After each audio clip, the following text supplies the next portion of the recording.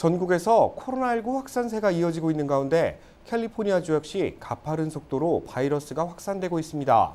상황에 따라 상당수의 카운티에서 다시 경제 제재가 내려질 수 있다는 전망입니다. 자세한 상황 이채은 기자와 이야기 나누어 보겠습니다. 이채은 기자, 다소 안정기에 접어들었던 캘리포니아주의 코로나 확산세도 다시 심각한 수준으로 올라왔다고요? 네, 캘리포니아주에서는 연일 4,000명이 넘는 일일 확진자가 발생하고 있습니다. 특히 지난 화요일에는 무려 8,000명이 넘는 확진자가 나왔는데요. 극소수의 카운티만이 아닌 주 전역의 확진자 급증세가 나타나며 결국 주의 절반에 해당되는 11개 카운티들의 방역 위험 등급이 격상됐습니다. 등급이 격상이 됐다는 건 어렵게 부분적인 경제 재개방이 이루어졌던 상당수 카운티들 역시 다시 원점으로 후퇴할 수 있다. 이런 이야기로 저희가 이해할 수 있겠죠? 네, 샌디에고 카운티는 2단계인 적색에서 가장 높은 단계인 보라로 다시 올라갔습니다.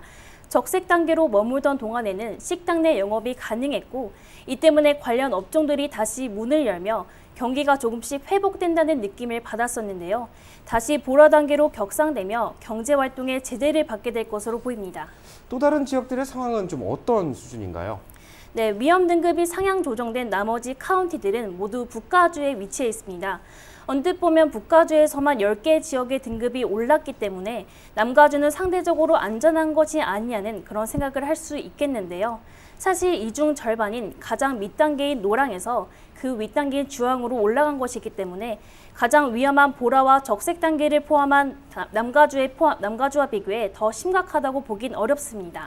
그렇다면 남가주에서 위험 등급이 상향 조정될 위험성이 가장 높은 카운티 어디로 볼 수 있겠습니까? 네, 한인들이 많이 살고 있는 오렌지 카운티가 대표적입니다. 오렌지 카운티는 그동안 적색 등급을 유지했었기 때문에 LA 카운티에 비해 경제 제재가 덜했는데요. 하지만 이 같은 상황이 더 유지되기는 어렵다고 볼 수 있겠습니다. 네, 그렇죠. 오렌지 카운티 같은 경우에는 실내에서 식사도 가능했고 대부분의 업장들의 제약이 좀 적은 편이지 않았습니까? 네, 맞습니다. 하지만 가장 중요한 것은 카운티 내 일일 확진자가 229명을 넘겨서는 안 된다는 겁니다. 하지만 보건당국의 어제 발표에 따르면 오렌지 카운티 일일 확진자는 이미 이 수치를 넘어선 335명을 기록했습니다. 굉장히 많이 넘어간 상황이네요. 네, 맞습니다. 또 현재와 같은 추세가 다음 주까지 이어진다면 보라 단계로 격상돼 실내 영업에 제재를 받을 것이란 분석입니다.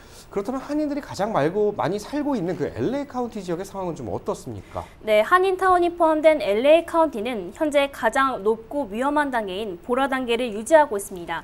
사실 이 단계에서 한 번도 완화된 적도 없고 주 전체에서 가장 위험한 지역이라고 볼 수 있겠는데요. 전체 확진자의 절반 이상인 2,000명이 넘는 확진자가 매일 LA 카운티에서 나오고 있는 실정입니다. 현재와 같은 상태가 유지된다면 당분간 단계가 완화될 거란 그런 기대는 어려울 것이라 보입니다. 캘리포니아주의 상황까지 더 악화되면서 그간 경제 완화 조치가 내려졌던 일부 카운티들의 영업도 다시 제재를 받을 수 있다 이런 말씀 같은데요.